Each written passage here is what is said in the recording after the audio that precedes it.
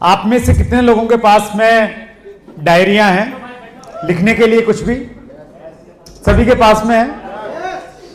तो आप अपनी डायरी से एक पेज फाड़ लीजिए, एक या आधा भी फाड़ सकते हैं, अलग कर लीजिए एक बार।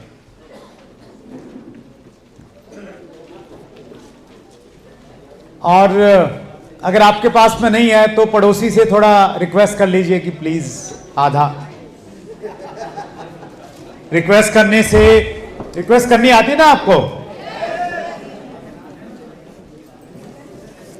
देखिए, एक बड़ा अच्छा तरीका है, किसी से कुछ भी करना है ना तो आप उसको बोलिए कि मुझे आपसे एक सहायता चाहिए।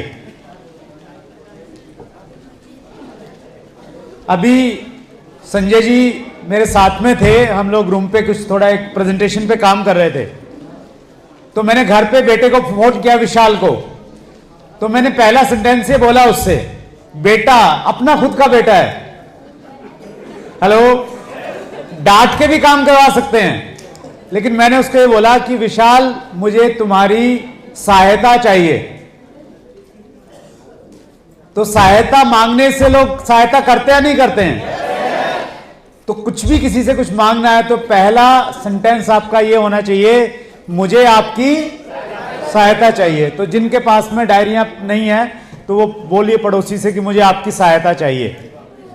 और सहायता वो पूछे हाँ बोलिए, तो आपने बोला छोटा सा एक पेज देना है। ले लिया आपने? पेन भी है आपके पास में, तो इस पे आप अपना नाम लिखिए। याद है या अति उत्साह में भूल गए हैं? तो नाम लिखिए, अपनी एजुकेशन क्वालिफिकेशन लिखिए, जो भी आपने पढ़ाई लिखाई किया है, जो भी डिग्री डिप्लोमा आपके पास में रहा वो लिखिए। आरसीएम में आपका जो भी लेवल है वो लिखिए, beginner, starter, opener, star, gold, pearl, star, pearl, जो भी है वो लिख लीजिए। इसके अलावा आपकी जिंदगी की और कोई उपलब्धि है वो लिख लीजिए, कुछ भी आपने अचीव किया। जैसे अभी सुनील बोल रहे थे कि मैंने हाफ मैराथन किया 21 किलोमीटर का पिछले रविवार को, तो ऐसे अगर आपने भी कुछ झंडे गाड़ रखे हैं कहीं पे तो वो भी लिख दीजिए। लिख लिया सभी ने? कितने लोगों ने लिखा? सब लिखे? अच्छे से लिखे, एक बार पढ़ लीजिए इसको। पढ़े? अच्छा, अब इसको फाड़ दीजिए, 3-4 टुकड़े बना दीजिए इसके। बनाइए। तो अपना नाम फाड़ने में थोड़ा संकोच आ रहा है, लग रहा है कुछ लोगों का कि अभी लिखवा है, अभी इसको फाड़ने के लिए बोल रहे हैं। फाड़ दिए, अच्छे से फाड़िए। और इसको अब अपनी जेब में डाल लीजिए।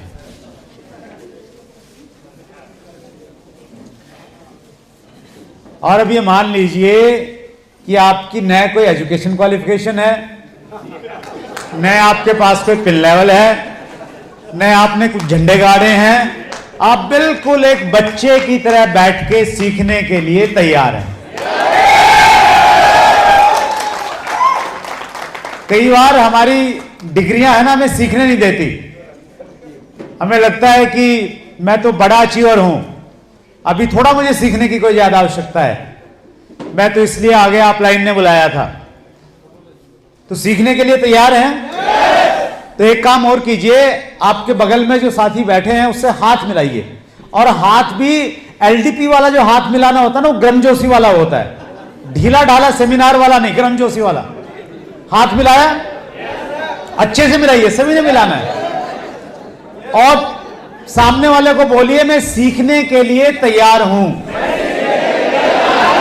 एक बार फिर बोलिए, एक बार फिर बोलिए, और जोरदार तालियां अपने लिए बजा लीजिए।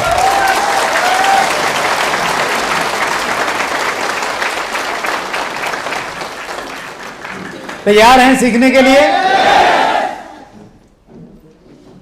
जो साथी पहली बार मेरे से रूबरू हो रहे हैं, कुछ साथी हैं ऐसे जो पहली बार मेरे से रूबरू मिल रहे हैं।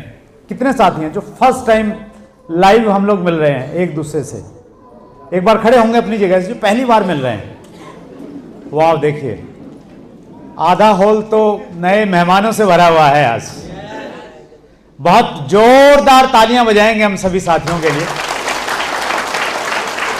थैंक यू वेरी मच, बहुत बहुत धन्यवाद आपका आने के लिए। मैं थोड़ा सा अपना परिचय दे देता हूं ताकि,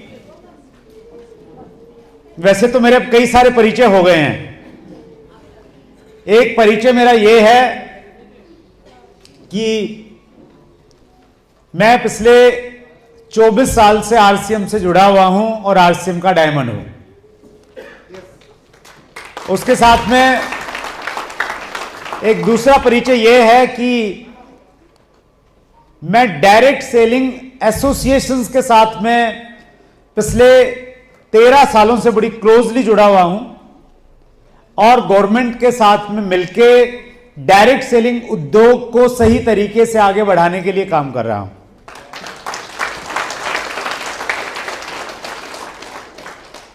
मेरा एक तीसरा परिचय यह है कि देश में एक विश्वविद्यालय है सूलनी यूनिवर्सिटी हिमाचल प्रदेश, जो बच्चों को एमबीए और बीबीए करवाती है। उस विद्यालय में मैं एक फैकल्टी हूं, मैं एक टीचर हूं, वहां बच्चों को पढ़ाता हूं जब जब मुझे मौका मिलता है। और मेरा एक परिचय यह भी है कि मैं चैट विद सुरेंद्र वत्स नाम से कि यूट्यूब चैनल को भी रन करता हूं। और मेरा एक परिचय यह भी है कि जिस प्रकार से, जिस शिद्दत के साथ, जिस लगन के साथ में आप आरसीएम अभियान को आगे बढ़ा रहे हैं, मैं भी इस अभियान में आपका एक जिम्मेवार साथी हूं।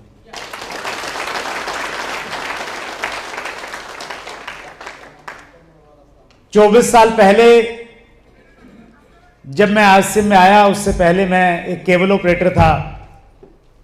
जिंदगी में कुछ बड़ा करना चाहता था, कोई रास्ता नजर नहीं आ रहा था। बार बार सोचता जरूर था कि कोई ऐसा काम करना है जिसमें पैसा भी हो, जिसमें टाइम फ्रीडम भी हो और जिसमें रिकॉग्निशन हो, पहचान हो, मान सम्मान हो। परमात्मा ने मुझे एक होम मीटिंग में आरसीएम के बारे में जानकारी प्राप्त करवाई। बड़े अनमने मन से मैंने ज्वाइन किया। शुरुआत में सीरियस नहीं था 3 महीने तक। 3 महीने के बाद एक मीटिंग में गया। वहाँ जब मैंने आरसीएम का थोड़ा बड़ा रूप देखा, उसके बाद मैंने आरसीएम को सीरियसली स्टार्ट किया। पहले 5 साल बहुत सारे उतार चढ़ाव से मेरे गुजरे।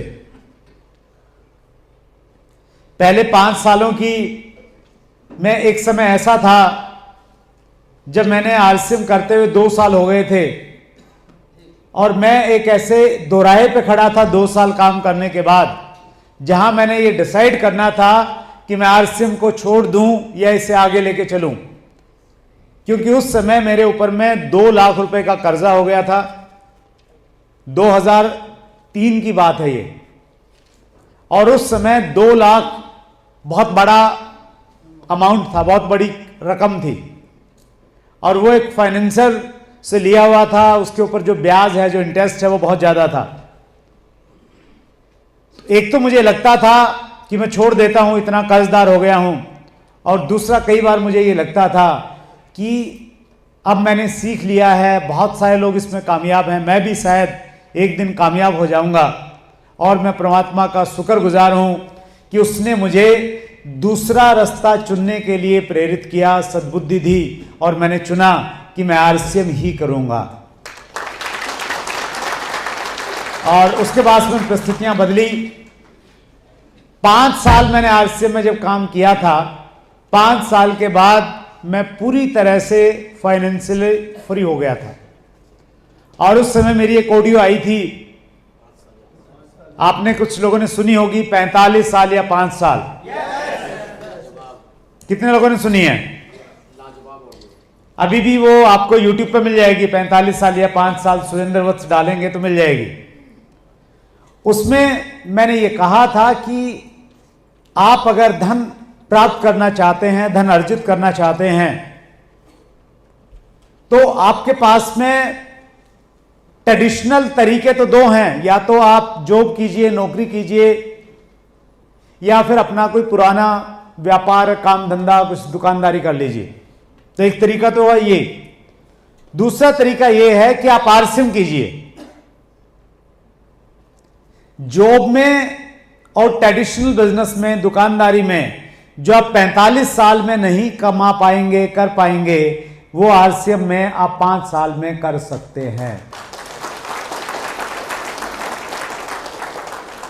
और 2005 में, 2001 में मैंने ज्वाइन किया था, 2005 में मैंने फोर्ड एंडीवर करके गाड़ी होती है, उस समय 15 लाख रुपए की आती थी, वो मैंने खरीदी थी और लगभग फाइनेंशियली फ्री हो गया था मैं।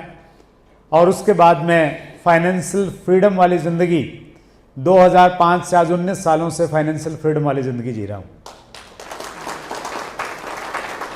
आप में से कितने लोग हैं जो फाइनेंशियली फ्री होना चाहते हैं ज़िंदगी में? इरादा पक्का है? पड़ोसी से हाथ मिलाइए और बोलिए फाइनेंशियली फ्री होना चाहता हूं। एक बार फिर बोलिए, एक बार फिर बोलिए, और एक बार जोरदार तालियां बजा लीजिए।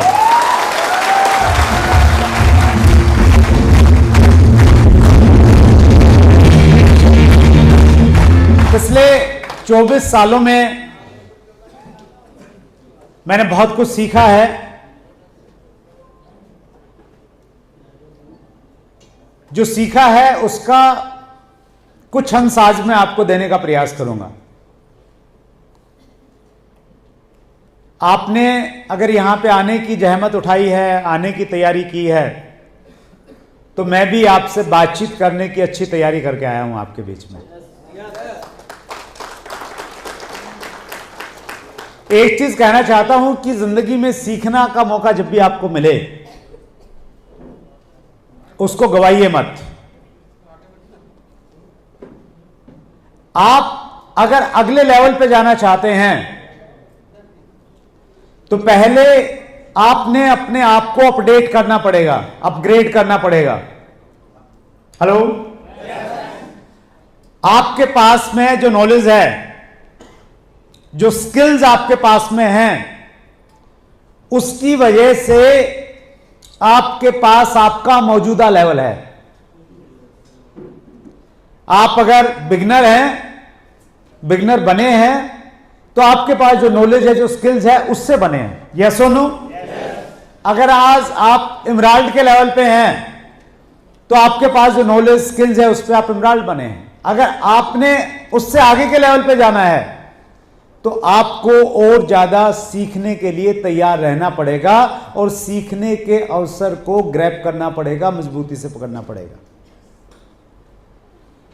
यह बात मेरे जहन में शुरुआत में ही घुस गई थी और मैंने सीखने के ऊपर में बहुत सारे धन का निवेश किया।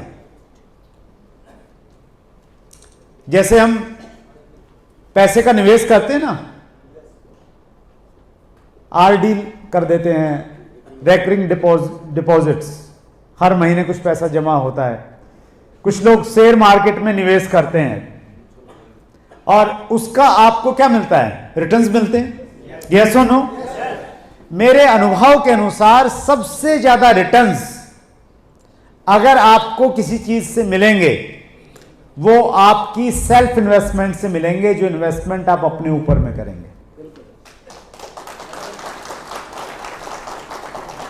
और पिछले 24 सालों में मैंने ऐसी मीटिंगें भी अटेंड की जिसमें 20 रुपए का एंट्री टिकट लगता था। ऐसी भी अटेंड की कि जहां 200 रुपये देने पड़ते थे।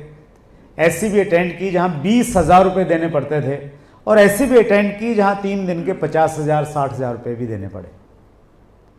और हर जगह से मैंने कुछ ना कुछ सीखा। तो आप भी सीखने के लिए तैयार हैं ना?